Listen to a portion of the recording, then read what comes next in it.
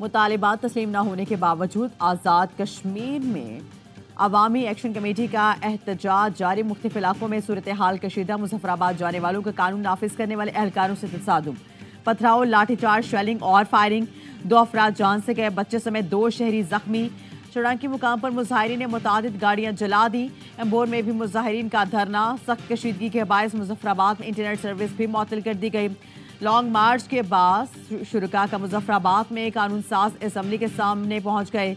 یہاں بھی پولیس نے مظاہرین پر لاٹھی چارج اور شیلنگ کی گئی۔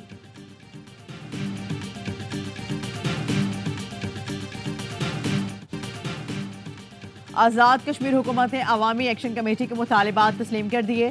آٹا 2000 روپے من، بجلی 3 روپے فی یونٹ ملے گی۔ نوٹیفیکیشن جاری، گھریلو صارفین کے لیے 100 یونٹ تک 3 روپے، 101 سے 300 یونٹ تک 5 روپے، اس سے زائد پر 6 روپے فی یونٹ مقرر۔ صنعتی صارفین 300 یونٹ تک بجلی کی قیمت 10 روپے، اس سے زائد پر 15 روپے فی یونٹ کے حساب سے بل ادا کریں گے۔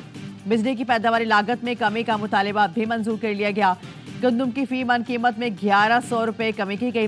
وزیر اعظم شہباز شریف کی زیر صدارت اجلاس میں 23 ارب روپے کی منظوری۔ وفاقی حکومت نے آزاد کشمیر حکومت کو رقم فراہم کر دی۔ وزیر اعظم آزاد کشمیر چودھری انوار الحق کہتے ہیں عوام کی جدوجہد کی قدر کرتے ہیں۔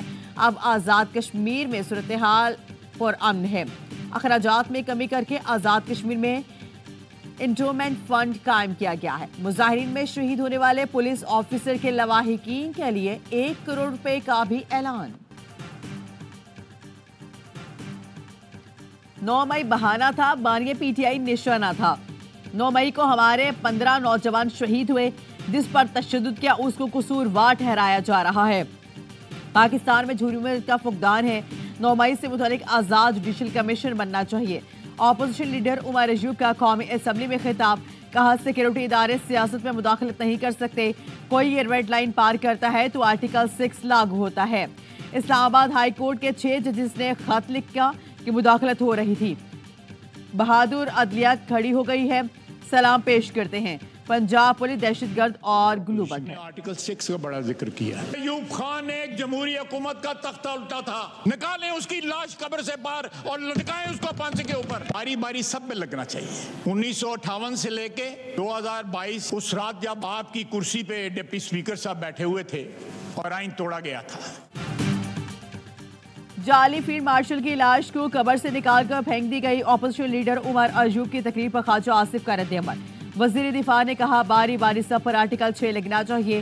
2022 میں ڈپٹی اسپیکر نے بھی آئین توڑا، ان لوگوں نے 5 سیاسی والد بدلے۔ مشرف نے فیض حمید تک ہر بار وردی والے کو والد بنایا، اتنے والد بدلے کہ والدیت کا خانہ ہی ختم ہو گیا۔ اتنا خوف ہے کہ اسمبلی بھی وکیلوں کی وردی میں آتے ہیں۔ یہ تمام سیاستدانوں کو اس بات پر غور کرنا ہوگا کہ ہمارے الیکشن کیوں متنازع ہو جاتے ہیں۔ پارلیمنٹ اپنی اہمیت ختم کر چکی ہے۔ ہمارے پاس آئین موجود ہے، آئین پر عمل درآمد نہیں ہے۔ الیکشن کیوں متنازع ہوئے، سیاستدان کو غور کرنا ہوگا۔ جب آئین پر عمل ہی نہیں ہونا تو آئین کیوں؟ مولانا فضل الرحمان کہتے ہیں کہ پارلیمنٹ اپنی اہمیت ختم کر چکی ہے، ہم تحریک چلا رہے ہیں جن پر ہمیں اعتراض ہے، ان کے پاس کوئی راستہ نہیں۔ 9 مئی کے حوالے سے ہمارے بھی تحفظات ہیں۔ پی ٹی آئی کی طرف سے C5 خوش آئند ہے۔ پیپلز پارٹی آئینی عہدے بھی لے رہی ہے اور کہتی ہے ہم حکومت میں نہیں۔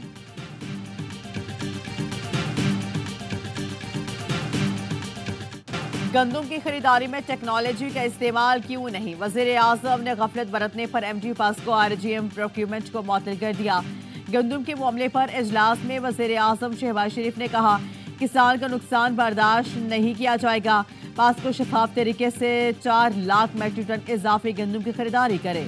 گندم کی شفاف خریداری کے لیے موبائل اپلیکیشن تیار کرنے اور پاسکو کے سٹاک کا تھرڈ پارٹی آڈر کرانے کی ہدایت۔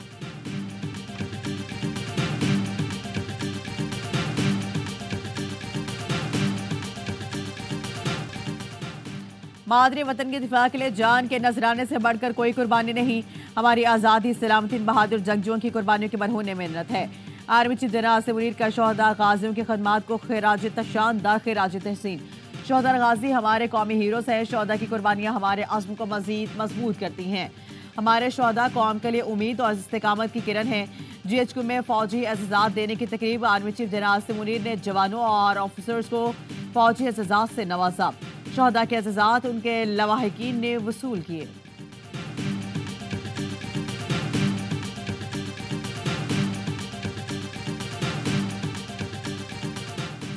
پاکستان اور امریکہ کے درمیان انسداد دہشت گردی مذاکرات، علاقائی اور عالمی سلامتی کو درپیش اہم ترین چیلنجز پر گفتگو۔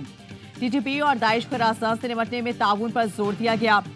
مذاکرات کا مشترکہ اعلامیہ جاری، حکام نے انسداد دہشت گردی کے تعاون اور استعداد کار میں اضافے کی اہمیت پر زور دیا۔ دہشت گرد تنظیموں کے خلاف شراکت داری خطے میں سلامتی کو آگے بڑھائے گی۔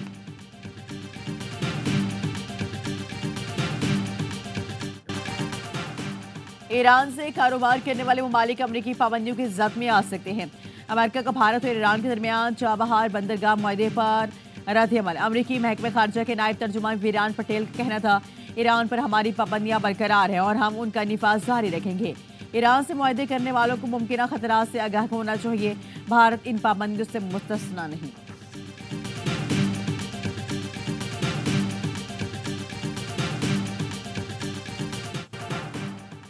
وزیر خزانہ محمد اورنگزیب اور آئی ایم ایف مشن کی ملاقات۔ وزارت خزانہ کے اعلامیہ کے مطابق ملاقات کا مقصد آئی ایم ایف سے نئے پروگرام پر بات چیت کا آغاز تھا۔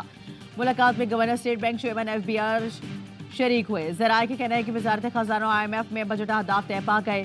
9,300 ارب روپے خسارے کا بجٹ 7 جون کو پیش کیے جانے کا امکان۔ ذرائع کی کہنا ہے حکومت اسٹیٹ بینک سے قرض نہیں لے گی، بیرونی ادائیگیاں بروقت کی جائیں گی۔ F B R tax refund ادائیگیاں بروقت کرنے کا پابند ہوگا۔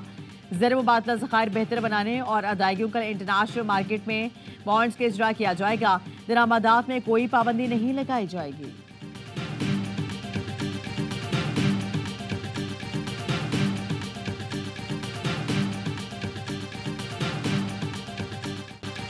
معافی مجھ سے مانگے، بانیہ پی ٹی آئی کا جیل سے 2 ٹوک پیغام۔ Chairman P T I barrister Gohar نے ڈیالہ جیل کے باہر میڈیا سے گفتگو کرتے ہوئے کہا، بانی نے کہا 9 مئی کے بار بار مذمت کر چکے ہیں، ہم آج بھی ڈائیلاگ چاہتے ہیں لیکن ڈیل کسی صورت نہیں ہوگی۔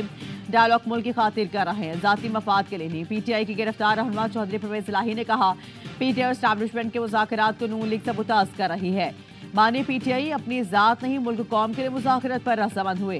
با اختیار حلقوں سے مذاکرات ہی نتیجہ خیز ثابت ہو سکتے ہیں۔ آئینی اداروں کے خلاف سب سے زیادہ زہر اگلنے والی جماعت نون لیگ ہے۔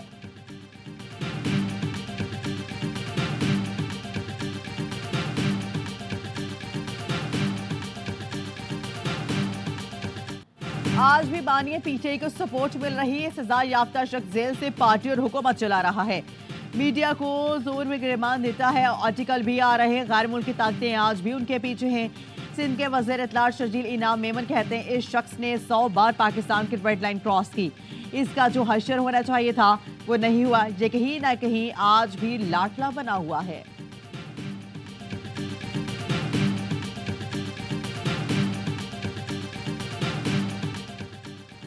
وزیر اعظم شہباز شریف نون لیگ کی صدارت سے مستعفی، لیگی قائد نواز شریف کو استعفیٰ بھجوا دیا۔ شہباز شریف نے 2 روز قبل پارٹی صدارت سے مستعفی ہونے کے لیے مشاورت شروع کی تھی۔ نون لیگ جنرل کونسل 28 مئی کو نواز شریف کو پارٹی صدر منتخب کرے گی۔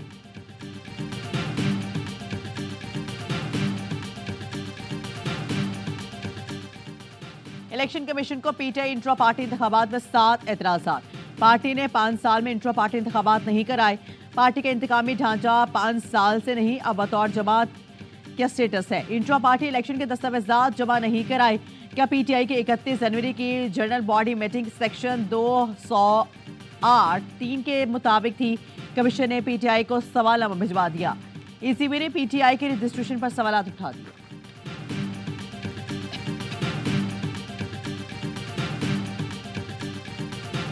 پی ٹی آئی کو کراچی میں جلسے کی اجازت نہ دینے کی رپورٹ مسترد۔ سندھ ہائی کورٹ کا پی ٹی آئی کی درخواست پر 7-10 دن میں فیصلہ کرنے کا حکم۔ چیف جسٹس ہائی کورٹ نے ریمارکس دیے، آپ ان پر مکمل پابندی لگانا چاہتے ہیں تو درخواست لائیں، قانون اجازت دے گا تو فوری پابندی لگانے کا حکم دیں گے۔ ادارے بیٹھ گئے ہیں کہ جلسہ کیسے روکا جائے۔ دوسرا جلسہ ہوا، سب سو رہے تھے۔ مہذب بننا چاہتے ہیں تو سب کے لیے ایک قانون بنائیں۔ ایسے کون سے دہشت گرد ہیں جو ان پر حملہ کرنا چاہتے ہیں؟ ہمیں وہاں مت لے کر جائیں کہ ہمیں بہت سخت حکم دینا پڑے۔